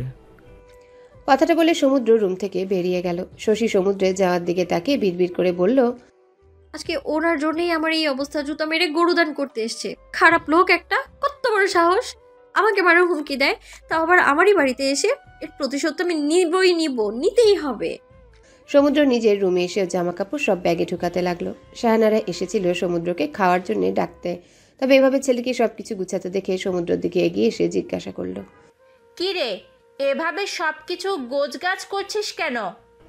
আমি চলে যাব কালকে মা, তোমরা থাকো। আমার এখানে থেকে কোনো কাজ নেই, তাই বাসায় চলে যাব। অনেক কাজ পেন্ডিং পড়ে আছে, জবে জয়েন করতে হবে। অনেক তো হলো ছুটি কাটানো। কিন্তু তুই এখনো পুরোপুরি সুস্থ হসনি। এই অবস্থায় কিভাবে কাজে যাবি? আর বাড়িতে একা থাকবি বা কিভাবে? ওসব চিন্তা করতে হবে না, আমি ঠিক আছি, ম্যানেজ করে নেব। না, তুই কোথাও যাবি না। আর তো মাত্র কয়েকটা দিন, তারপরে তো চলেই যাব। তুইও আমাদের সাথে সাথে যাবি, এটাই আমার শেষ কথা। খেতে আয়। কথাগুলো বলেই শাহানারা চলে গেল। সমুদ্র বিছানায় বসে পড়ল। এই মুহূর্তে তার যাওয়াটা খুবই দরকার। ওদিকে কি হচ্ছে কে জানে। কেন যে মায়ের কথা রাখতে এখানে আসলাম, এসে পুরোই ফেসে গেলাম। পর্ব 7। আকাশে বেশ মেঘ করেছে, হয়তো আর কিছুক্ষণ পরে ঝুম বৃষ্টি নামবে। চারিপাশটা কেমন অন্ধকার হয়ে আসছে, যেন এই রাত নেমে আসবে। শশী যতটা পারছে দ্রুত হাঁটছে। সমুদ্রের দেওয়া ওষুধটা বেশ কাজে দিয়েছে। সকাল হতে কেমন সুস্থ অনুভব হচ্ছে, তবে এখন যদি আবার বৃষ্টিতে ভেজা হয় তাহলে এবার আর রক্ষে নেই। শশীও পাড়াতে গিয়েছিল তার সখীর বাড়িতে, কিন্তু আস্তে আস্তে যে মেঘ এমন ভয়ঙ্কর রূপ ধারণ করবে কে জানত। রাস্তা ছেড়ে বাগানের পথ ধরল শশী। এই বাগানটা পেরোলেই তাদের পুকুরঘাট, আর পুকুরের ওপাশেই ওদের বাড়ি। পাকা রাস্তা দিয়ে গেলে আরও দেরি হবে, ততক্ষণে বৃষ্টিতে ভিজে কাক ভেজা হয়ে যাবে। এই জন্যে বাগানের পথই বেছে নিল। বাগানের মাঝে ক্লাব ঘর, এখানে বসে সব ছেলেরা তাস খেলে, আড্ডা দেয়। শশী ক্লাব ঘর পার করে সামনে আসতেই পিছন থেকে কেউ ডাক দিল। শশী একটু থেমে পিছনে তাকিয়ে দেখে শাহিন দাঁড়িয়ে আছে। পরনের লুঙ্গি নিচে থেকে তুলে হাঁটুর উপর পর্যন্ত এনে গিট দিয়ে বাঁধা। কিরে, এই সময় তুই বাগান দিয়ে কই যাস? তোকে বলবো কেন, তুই শুনে কি করবি? আর খবরদার এভাবে আমাকে পেছন থেকে ডাকবি না। কথাটা বলে শশী সামনে হাঁটতে গেলে শাহিন দৌড়ে ওর সামনে দাঁড়িয়ে বলল, আবে এত রাগ করিস কেন? তোর আব্বাকে এত তেল মারি, কিন্তু তোর আব্বা কিছুই বোঝে না। আমার আব্বার স্বয়ং চেয়ারম্যান। তোর আব্বাকে আমার লোকে তোর বিয়ের প্রস্তাব দিল, কিন্তু তোর আব্বা কি কয়, আমার মতো এই ফেল ছেলের সাথে নাকি তোরা বিয়ে দেবে না। আব্বা তো ঠিকই কইছে, দেখ তোর সাথে এত কথা বলার সময় নাই, আমার রাস্তা ছাড়, নয়তো আব্বারে বলে দিব। যা বল, তোর আব্বা আমার কিছুই করতে পারবে না। দেখিস শেষে তোরই আমার সাথে বিয়ে দিতে হবে। হয়তো অতিরিক্ত ভয়ের কারণেই এমন জ্বর এসেছে। হ্যাঁ, স্বপ্ন দেখেন, স্বপ্ন দেখা ভালো, মন শরীর সব ভালো থাকে, কিন্তু শুধু রোমান্টিক স্বপ্ন না, মাঝে মাঝে একটু মারামারি স্বপ্ন দেখিয়েন।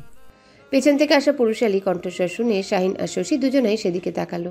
রৌদ্র ছাতা হাতে দাঁড়িয়ে আছে। একটু এগিয়ে এসে ছাতাটা শশীর মাথার উপর ধরতে শাহিন রৌদ্রকে বলল, তুমি কেডা? ওই দিনও দেখলাম শশীর লোকে মাঠে, আবার একানোকে তুমি কেটা?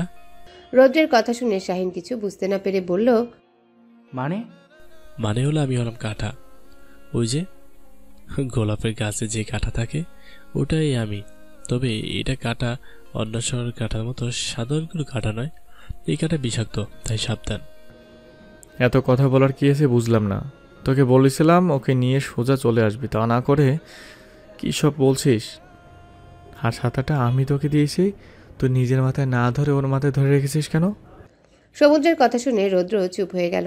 ও তো নিজের মনে ছবি আঁকছিল, কিন্তু হঠাৎ করে এমন অসময়ে মেঘ করায় সবকিছু গুছিয়ে নিয়ে জলদি করে বাড়ি ফিরে আসলো। কেবলই এই রুমে গিয়ে সবটা রেখে বিছানায় বসতেই তার বড় ভাইয়ের আগমন। সমুদ্র রুমে এসে ফোনের দিকে তাকিয়ে রৌদ্রকে বলল, ওই মেয়েটা নাকি এখনো আসেনি, মা বললো গিয়ে নিয়ে আসতে। আমার এত সময় নেই, তুই গিয়ে নিয়ে আয়। কোন মেয়ে ভাই? তুমি কার কথা বলছো? ওই যে সেই বাচ্চা মেয়েটা, শশী নাকি? কি বলো, ও এখানে বাড়ি আসেনি? কথাটা বলে রৌদ্র দৌড়ে বেরিয়ে গেল। ততক্ষণে বাইরে গুড়ি গুড়ি বৃষ্টি শুরু হয়ে গেছে। রৌদ্র যেতেই সমুদ্র রুমের বাইরে আসতেই শাহানারা রেগে সমুদ্রকে বলল, তুই এখনো যাসনি? মেয়েটা কেবল জ্বর থেকে উঠল, এখন বৃষ্টিতে ভিজলে তো আবার জ্বর আসবে। মা, আমি রুদ্রকে পাঠিয়েছি, ও গেছে, চলে আসবে এখনই। সে কি, রুদ্র গিয়েছে? ও ছাতা নিয়ে গিয়েছে? ওর তো আবার বৃষ্টির পানি সহ্য হয় না। তোরা দুই ভাই আর কত আমাকে জ্বালাবি বলতো? এখনই ছাতা নিয়ে যা, বৃষ্টি জোরে আসবে। সমুদ্রের এই মুহূর্তে শশীর উপর ভীষণ রাগ হচ্ছে, যেন হাতের কাছে পেলে একটা আছাড় মারলে শান্তি পেত। মায়ের কাছ থেকে ছাতা নিয়ে বৃষ্টির মধ্যে বেরিয়ে গেল। খানিক দূর যেতেই রৌদ্রের সাথে দেখা, ওকে ছাতাটা দিয়ে ফিরে আসতে গেলে কি মনে করে আবারও থেমে গেল। একটু সামনে গিয়ে দেখলো সেদিনের সেই ছেলেটার সাথে রৌদ্র কথা বলছে। ভাই, ও শশীকে বিরক্ত করছিল। বিরক্ত করার মতো কাজ করলে বিরক্ত তো করবেই। ও জানতো এই সময়ে এখানে কোনো মানুষ থাকবে না, তারপরও ও এই রাস্তা দিয়ে আসলো কেন?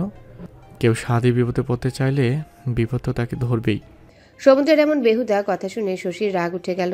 এতক্ষণ শাহিন বিরক্ত করে মারছিল, এখন আসছে আবার আরেকজন। শশী রেগে কিছু বলতে যাবে, তখনই সমুদ্র বা হাতে শশীর হাত ধরে টেনে ওখান থেকে চলে গেল। রৌদ্র একবার শাহিনের দিকে রেগে তাকিয়ে চলে গেল। এতটা সময় শাহিন চুপ করেছিল, তবে সমুদ্র শশীর হাত ধরা দেখে শাহিন একা একা বলল, অনেক হয়েছে অপেক্ষা, আর নয়। এখন দেখছি আমাকে কিছু করতে হবে, নয়তো পাখি অন্য বাসায় উড়াল দেবে। শত চেষ্টা করেও শাহানারা সমুদ্রকে আটকাতে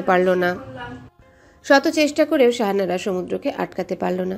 আজকে সকাল থেকে আকাশ মেঘলা, কাল থেকে বৃষ্টি শুরু হয়েছে, থামার কোনো নামগন্ধ নেই। গ্রামে প্রচলিত একটা বাক্য আছে, রবিবারের বৃষ্টি শুরু হলে নাকি 3 দিন ধরে বৃষ্টি হয়, আর মঙ্গলবারে বৃষ্টি শুরু হলে 7 দিন। তাই সবার মতে এই বৃষ্টি 3 দিনের আগে থামবে না।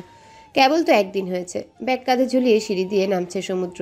বাইরে তখনও গুড়ি গুড়ি বৃষ্টি। উঠানে কাদায় মাখামাখি পা দেওয়ার অবস্থা নেই, এই জন্যে বাড়ির ছেলেরা ইট পেতে দিয়েছে যেন তার উপর দিয়ে হাঁটা যায়। আর কয়েকটা দিন থেকে গেলে হতো না বাবা? এত তাড়া কিসের তোর? সেই তো বাসায় যাবি, এই অসুস্থ শরীরে একা থাকতে পারবি না। আমি কত করে বললাম আমিও যাই, কিন্তু তুই তো তাও শুনলি না। মা, এক কথা কত বলবে? তুমি এখানে বেড়াতে এসেছো, তোমার ইচ্ছা মতো তুমি সময় কাটাও। আমার ভালো লাগছে না, চাই চলে যাচ্ছি। কথাটা বলে সমুদ্র সিঁড়ি বেয়ে নিচে নেমে এলো। দূরে মাইকে আসরের আজান দিচ্ছে। বাইরের মেঘের জন্য মনে হচ্ছে যেন রাত নেমে এসেছে। সমুদ্র সবাইকে বলে যখনই ইটের উপর পা দিয়ে সামনে আগাবে, তখনই জোনাকি দৌড়ে বাড়িতে আসলো। হাঁপাতে হাঁপাতে মাকে বলল, মা, আপাকে তো কোথাও পাচ্ছি না।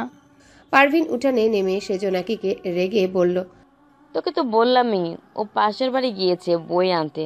তোকে ডাকতে পাঠালাম আর তুই বলছিস ওকে পাচ্ছিস না। আমি তো ওই বাড়িতেই গেলাম, পরে ওরা বলল আপা নাকি বই নিয়ে সে কখন চলে গেছে। আমি ভাবলাম হয়তো বাগানের দিকে গেছে, তাই আমিও ওই দিকটাই খুঁজে এলাম। দেখো না কেমন ভিজে গেছি, তবে বাগানে খালি আপার স্যান্ডেলটাই পেলাম, আপাকে তো পেলাম না। ছোট মেয়ের কথা শুনে পারভিনের বুকটা কেমন করে উঠল। উঠানে কাদার মধ্যে বসে পড়ল ধপাস করে। শাহানারা দৌড়ে পারভিনের কাছে বসলো। পারভিন কোনো মতে মেয়েকে বলল মোড়ের মাথায় ওর আব্বা আছে, যেন ডেকে নিয়ে আসে। বাড়িতে শুধু শশীর ছোট কাকা ছিল। কথাটা শুনতেই দৌড়ে বেরিয়ে গেল। বাড়ির মেয়েকে খুঁজে পাওয়া যাচ্ছে না। তার কি এখন বসে থাকার সময় আছে? রৌদ্র সেই সকালের দিকে বেরিয়েছে। শাহানারাকে বলে গেছে তার খুবই একটা গুরুত্বপূর্ণ কাজ আছে, সেটা সারতেই যাচ্ছে। সমুদ্র কিছু সময় দাঁড়িয়ে সবটা দেখেও কিছু বলল না, শুধু মায়ের দিকে তাকালো। শাহানারা তখন পারভিনের মাথায় তেল পানি বসাতে ব্যস্ত। মাথা ঘুরিয়ে সমুদ্রের দিকে তাকাতেই সমুদ্র ইশারায় বলল সে চলে যাচ্ছে। কথাটা বলে সমুদ্র টানা পা ফেলে চলে গেল। ছেলের যাওয়ার দিকে তাকিয়ে হতাশ নিঃশ্বাস ফেলল শাহানারা। তার বড় ছেলে মোটেও এতটা দায়িত্ব জ্ঞানহীন নয়। তাহলে আজকে কি হলো? এমন খবর পাওয়া সত্ত্বেও কিভাবে যেতে পারল? পর্ব 8। বাইরে তখন মুষলধারে বৃষ্টি হচ্ছে। ডান হাতের আঙ্গুলের ফাঁকে প্রায় শেষও একটা সিগারেট ধরানো। শাহিন ক্লাব ঘরের দেয়ালে হেলান দিয়ে বসে আছে। সামনে শশীর হাত পিছনে মুড়িয়ে বাঁধা, মুখেও কাপড় দিয়ে বাঁধা। নরম হাত এত শক্ত করে বাঁধার দরুন কবজিতে লাল দাগ পড়ে গেছে। কাঁদতে কাঁদতে চোখ লাল হয়ে ফুলে গেছে। এখন আর কান্না করার মতো শক্তিটুকু অবশিষ্ট নেই। হাতের সিগারেটটা ফেলে দিয়ে শাহিন শশীর দিকে তাকিয়ে বলল, তোর আব্বা যদি প্রথমে আমার কথা মেনে নিত, তাহলে আমার এটা করতে হতো না, আর তোকেও এই কষ্ট পেতে হতো না।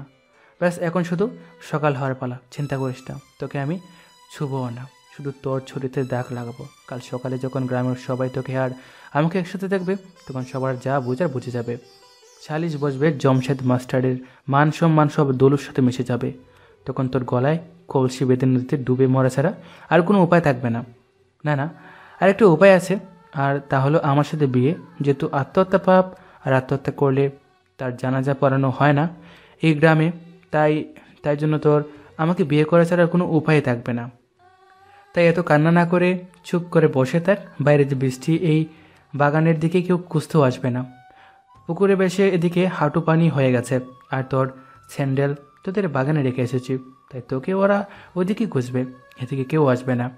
এই পথ ধরে তো মেইন রাস্তায় উঠতে হয় শহরে যাওয়ার পথে। এত রাতে খেয়ে বা শহরে যাবে আর তোকে খুঁজতে আসবে, তাই তোকে খুঁজে পাওয়া কোনো আশাই নেই। চুপচাপ ঘুমায় পর, কালকে সকালে আমাকে বিয়া। আমার তো খুশিতে ঘুমিয়ে আসতেছে না। কথাগুলো বলে শাহিন একটা হাসি দিয়ে গলায় থাকা গামছাটা নিচে বিছিয়ে সেখানে শুয়ে পড়ল। শশী অনেক চেষ্টা করেও হাতের বাঁধন খুলতে সক্ষম হলো না। উল্টো টানাটানি করার জন্য চিকন দড়িটা হাতে আরও বসে গিয়ে ব্যথা হচ্ছে।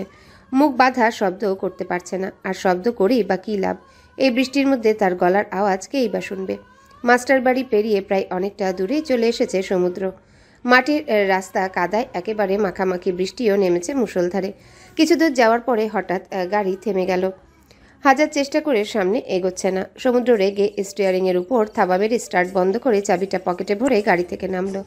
ততক্ষণে বৃষ্টির পানিতে গায়ের শার্টটা শরীরে আষ্টে পিষ্টে মিশে গিয়েছে। চাকার দিকে তাকাতেই দেখলো চাকা কাদার মধ্যে আটকে গিয়েছে। সমুদ্র গাড়িতে লাথি মেরে আশেপাশে তাকালো। মাঠের মধ্য দিয়ে এই মাটির রাস্তাটা চলে গেছে। আরও বেশি কিছু দূর পরেই হাইওয়ে। এখানেই প্রথম সমুদ্র শশীর কাছে জিজ্ঞাসা করেছিল জামশেদ মাস্টারের বাড়ি কোনটা। হঠাৎ সমুদ্রে শশীর কথা মনে আসলো। মেয়েটাকে খুঁজে পেয়েছে? পাক না পাক তাতে ওর কি, এমন আরও অনেক কিছু চিন্তা করে গাড়ির মধ্যে গিয়ে বসলো। ভিজা হাতে ফোনটা হাতে নিয়ে রৌদ্রকে কল দিল। বৃষ্টির জন্য নেটওয়ার্কও তেমন পাচ্ছে না। অনেক চেষ্টার পর ফোন গেল, তবে রৌদ্র ধরল না। পরের বার আবার দিতেই ফোনটা রিসিভ হলো। ওপাশে বৃষ্টির ঝুমঝুম শব্দে কথা কিছুই শোনা যাচ্ছে না। রৌদ্র কি বলছে সেটাও বোঝা যাচ্ছে না। সমুদ্র কিছুক্ষণ চুপ থেকে বলল, মেয়েটাকে খুঁজে পেয়েছে? না ভাই, শশীকে এখনো কোথাও খুঁজে পাইনি। আমিও খুঁজছি। কি আজব গ্রাম ভাই, বললাম না। পুলিশে খবর দিতে নাকি কেউ রাজি হলো না, বলে মেয়ে বদনাম হবে। এটা কোনো কথা ভাই? শুনতে পাচ্ছ আমার কথা? তুমি কোথায় এখন? সমুদ্র ফোনটা কেটে গাড়ির সিটে ছুঁড়ে মারল। খানিকক্ষণ ভেবে গাড়ির ডোর লক করে মাটির রাস্তা ছেড়ে ক্ষেতের মধ্যে নেমে গেল। পায়ের নিচ থেকে প্যান্ট ফোল্ড করে হাঁটুর নিচ অবধি ভেঙে রাখা, হাঁটু পর্যন্ত কাদায় মাখামাখি। মাঠ পেরিয়ে খেতে শেষ মাথায় আসতেই শশীদের পুকুর, আর পুকুরের ওপাশে ওদের বাড়ি। পুরো বাড়ি অন্ধকারে ডুবে আছে, কারেন্ট নেই, সেজন্য পুরোটাই অন্ধকার। সমুদ্র ওর সামনে তাকালে দেখলো বেশ দূরে লাইটের আলো। হয়তো সবাই শশীকে খোঁজাখুঁজি করছে। সমুদ্র নিজের হাতে থাকা ছোট টর্চটা বন্ধ করে সেদিকে যেতে গিয়ে আবারও কি মনে করে টর্চটা জ্বালালো। পুকুর ভেসে হাঁটু পানির বেশি হয়ে গেছে। সমুদ্র তার মধ্যে দিয়ে এগিয়ে যাচ্ছে। সামনেই সেদিনে সেই ক্লাবঘর, পুরো অন্ধকার। সমুদ্র ক্লাবঘরের কাছাকাছি যেতেই পানি কমে আসতে লাগলো। উপরে টিন দিয়ে পুরোটাই ইট দিয়ে গাঁথা। টিনের চালের উপর বৃষ্টির পানি পড়ায় বেশ জোরে শব্দ হচ্ছে। সমুদ্র ক্লাবঘরের বারান্দায় দাঁড়িয়ে আশেপাশে তাকালো। চারিপাশে কেউ নেই। সমুদ্র হাতের টর্চটা জ্বালিয়ে আবারও সামনের দিকে গেল, কিন্তু তখনই মনে হলো কানে কোনো ক্ষীণ শব্দ ভেসে আসলো। হয়তো হবে কোনো কিছু।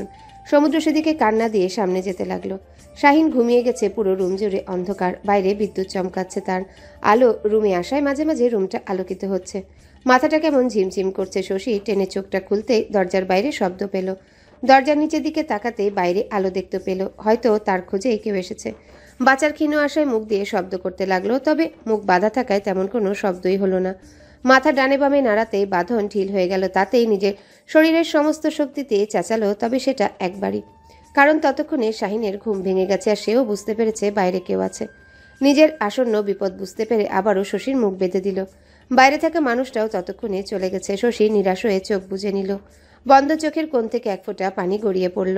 বাঁচার বোধহয় আর কোনো আশাই নেই। সারা জীবন মরার মতো বেঁচে থাকতে হবে। তার নিয়তিতে হয়তো এটাই লেখা ছিল। আব্বার কথা খুব মনে পড়ছে, না জানি কেমন আছে। বাড়ির সবাই হয়তো অনেক চিন্তা করছে। মনে মনে একটাই প্রার্থনা, কালকে সকালটা যেন না আসে।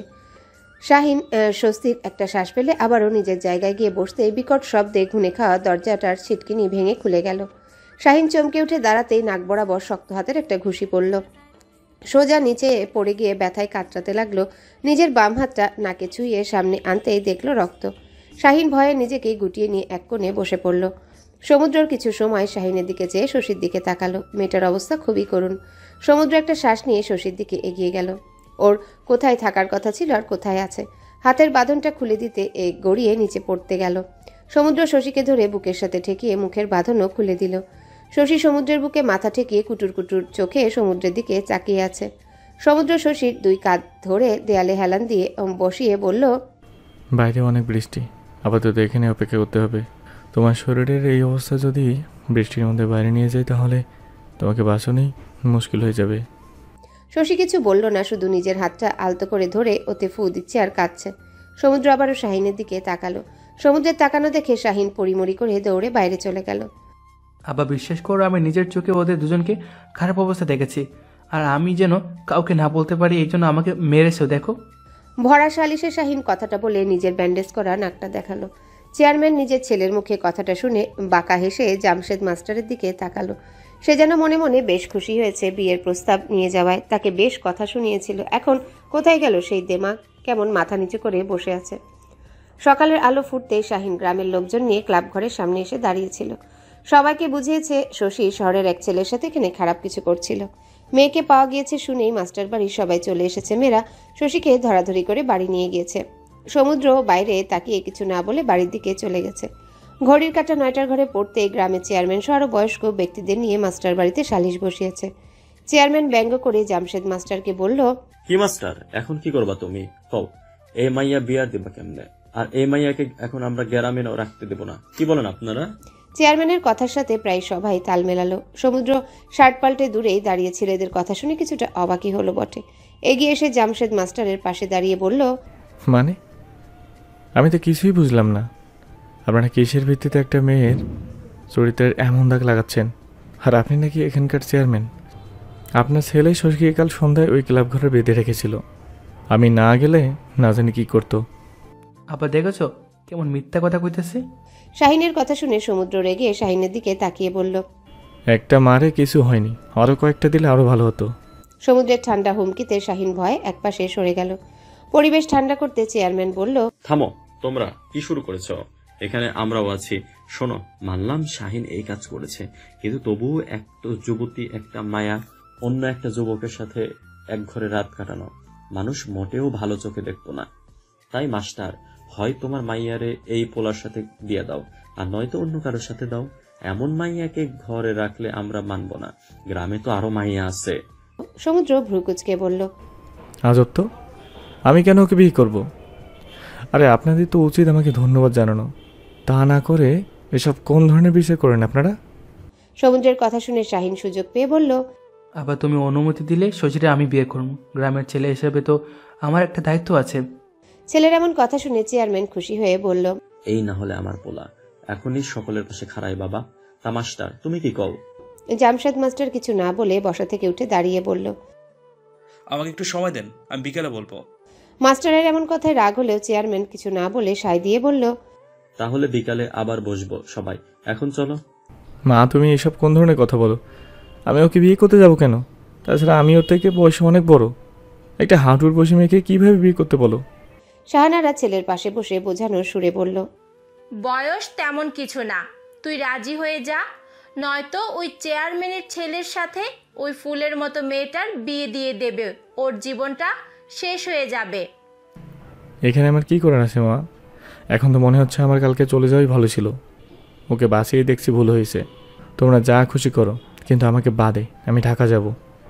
তুই এই কথা কিভাবে বলতে পারিস? তুই ভালো করে জানিস ওই ছেলেটা কেমন। আচ্ছা, তুই কি সত্যিই চাস শশীর জীবনটা নষ্ট হয়ে যাক? মায়ের কথায় সমুদ্র কিছু একটা ভেবে বলল, ওকে ফাইন, তুমি ওই মেয়েটাকে তোমার ছেলের বউ করতে চাও, তাই তো? তো ঠিক আছে, রৌদ্র আছে, ওর সাথে বিয়ে দিয়ে দাও, তাহলে তো আর কোনো সমস্যা নেই। এবার অন্তত আমাকে ছাড়ো। এটা কি ধরনের কথা? বড় ছেলেকে রেখে মেজো ছেলের বিয়ে দেব? লোকে কি বলবে? লোকের কথা তোমাকে কে শুনতে বলেছে মা? আমি বিয়ে করব না, তাই তুমি রৌদ্রের সাথে বিয়ে দিবে, হয়ে গেল। এত কথার কি আছে? এখন সরো, আমি বের হব। কথাটা বলে সমুদ্র রুম থেকে বেরিয়ে গেল। শাহানারা হতাশ হয়ে দীর্ঘশ্বাস নিয়ে রৌদ্রর ঘরের দিকে গেল। গিয়ে দেখলো রৌদ্র বিছানায় বসে আছে, হয়তো কিছু একটা ভাবছে। শাহানারা ছেলের পাশে গিয়ে বসে বলল, তোর কাছে একটা আবদার নিয়ে এসেছি, আশা করি তুই রাখবি। এভাবে বলছো কেন মা? আমি আমার আদেশ। শাহানারা ছেলের হাত ধরে নরম কণ্ঠে বলল, তুই শশীকে বিয়ে কর বাবা, এই বিপদ থেকে ওকে বাঁচা। মায়ের কথায় রৌদ্র অবাক হয়ে কিছুক্ষণ চেয়ে থেকে মায়ের হাতটা শক্ত করে চেপে ধরে আলতো হেসে বলল, তুমি যেটা চাইছো সেটাই হবে, আমি রাজি। হ্যালো বন্ধুরা, পরবর্তী পার্ট খুব তাড়াতাড়ি আসবে, তো সবাই অপেক্ষায় থাকো। আর চ্যানেলটি যারা এখনো সাবস্ক্রাইব করোনি তারা পরবর্তী পার্ট দেখার জন্য চ্যানেলটি সাবস্ক্রাইব করে রেখো। ধন্যবাদ সবাইকে, আমাদের সাথেই থেকো।